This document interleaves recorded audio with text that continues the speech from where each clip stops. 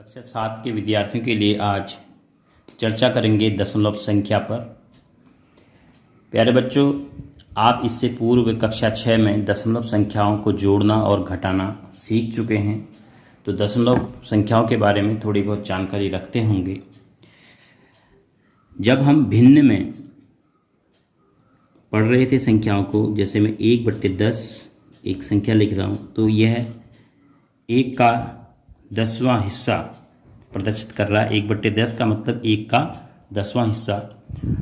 तो हम इसको दशमलव रूप में लिखते थे, दशमलव के बाद 1, 0.1 पढ़ते थे। तो दशमलव के बाद जो पहला स्थान है उसको हम दशांश, और उसके बाद अगले स्थान को शतांश, उसके बाद अगले स्थान को हजारवां स्थान, इस प्रकार करके बोलते हैं। अब यदि 1/10 की जगह 2/10 लिख दिया जाए, तब भी इसको हम दशमलव में किस प्रकार निरूपित करेंगे? दशमलव के बाद 0 के बाद पहला दशांश, जो पहला स्थान है दशमलव के बाद, वहाँ पर लिखेंगे 2, क्योंकि दशांश 2/10। यदि 3/100 लिखा गया है, तब आप दशमलव के बाद 100वें स्थान पर 3 लिखेंगे। तो पहले स्थान पर कुछ नहीं लिख पाएंगे, तो दूसरा स्थान है शतांश, तो यहाँ पर आप कितना लिखेंगे? 3 लिखेंगे। तो इस प्रकार से भिन्नात्मक संख्याओं को हमने दशमलव संख्या में निरूपित किया हुआ है।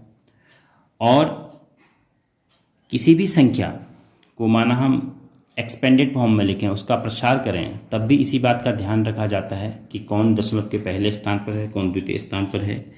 जैसे हमें 235.153 इसका प्रसार करना है, तो हम इसको कौन सबसे पहले यहाँ बाईं तरफ 100 के स्थान पर है, 200 हो जाएगा, ये 2 × 100 धन, फिर उसके बाद दहाई स्थान पर 3 है, तो इसको लिखेंगे 3 × 10 धन, फिर इकाई स्थान पर 5 है, क्योंकि दशमलव के बाईं तरफ इकाई, दहाई, सैकड़ा पढ़ेंगे, तो ये दशांश, शतांश, हजारवां स्थान, इस प्रकार से।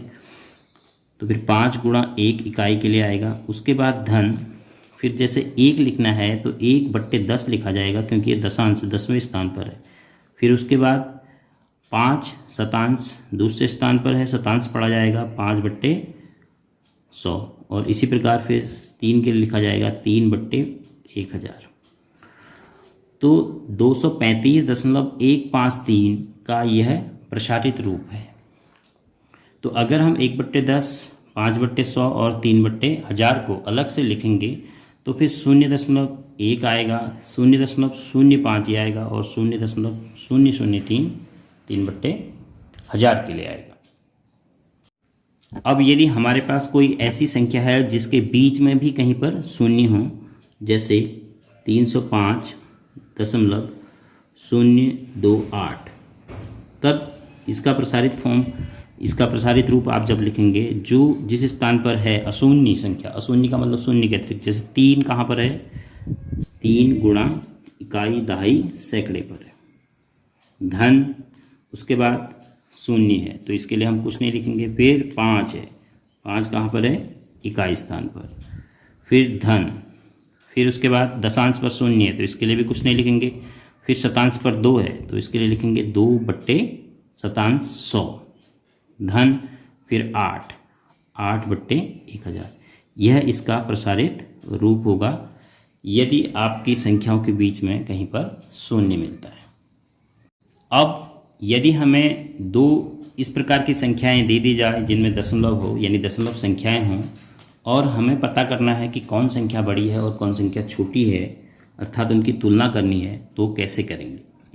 जैसे एक उदाहरण से समझते हैं। माना एक संख्या मैंने लिखी 0.172, और एक दूसरी संख्या लिखी 0.177। इन दोनों की हमें तुलना करनी है कि कौन संख्या इनमें से बड़ी है। तो सबसे पहले हम दशमलव के बाईं तरफ अंक गिनेंगे।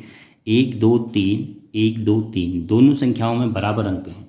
तो बराबर अंक अगर हैं, तो हमने बाईं तरफ से देखना पड़ेगा कि सबसे बाएं स्थान में क्या है। यहाँ पर 2 है, यहाँ पर भी 2 है। जिसका सबसे बायां स्थान बड़ा होगा वो संख्या बड़ी हो जाएगी। यहाँ पर भी 2 है, यहाँ पर भी 2 है। बायां स्थान का मतलब इधर का स्थान कह रहा हूँ मैं, दशमलव से इधर की तरफ आ पाएंगे। तो 2 2 6 6 3 3। देखो दशमलव के बाईं तरफ 3 के 3 स्थान बराबर हैं।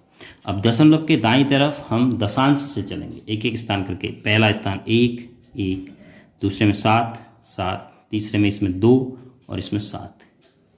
तो तीसरे स्थान में इसमें बड़ा है, तो इसलिए यह संख्या क्या होगी, बड़ी होगी इससे। लेकिन यदि आपको एक संख्या इस प्रकार से दी है,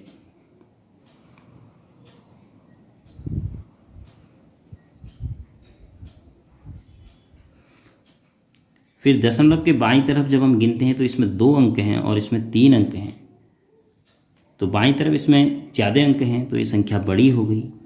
फिर हमें एक एक अंक नहीं देखना है, इसलिए दशमलव के बाईं तरफ आप पहले अंकों की संख्या गिन लेंगे। अगर बराबर है तब आप बाईं तरफ से देखना शुरू करेंगे, जिसका अंक बड़ा है बाईं तरफ से देखते ही देखते आएंगे आप। जिसका पहला अंक बड़ा मिलेगा वह संख्या बड़ी हो जाएगी। जैसे हम यहाँ चल रहे थे तो इसका 7 इससे बड़ा मिला, क्योंकि वहाँ तक सब बराबर थे, तो यहाँ पर हमें मिला कि ये संख्या बड़ी है। अब माना 0.075 और 0.057, इन 2 संख्याओं की बात करनी है। तो अब देखो दशमलव के बाईं तरफ तो 0 है दोनों में, दाईं तरफ दशांश पे 0 है, फिर उसके बाद शतांश पे इसमें 7 है और इसमें 5 है, तो ये बड़ा हो गया। तो ऐसे कभी कभी इस प्रकार की संख्याएं भी पूछी जाती हैं।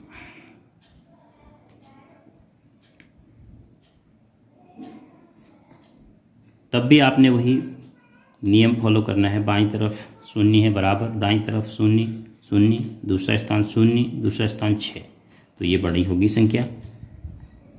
इस प्रकार से हम दशमलव में दी हुई संख्याओं की तुलना कर पाएंगे। इस वीडियो के दौरान आप जो भी सीखेंगे यह आपकी अगली प्रश्नावली 2.5 को हल करने में मदद भी करेगा।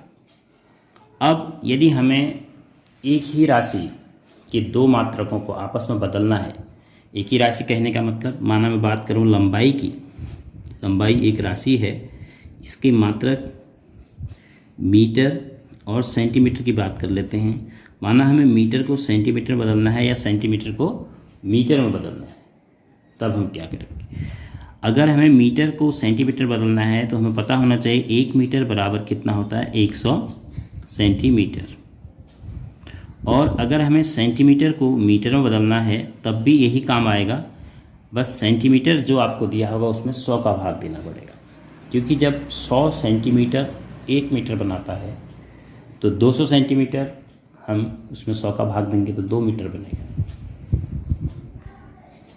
तो माना हमें 43 सेंटीमीटर दिया है और इसको हमने बदलना है मीटर में, ये मीटर में कितना होगा।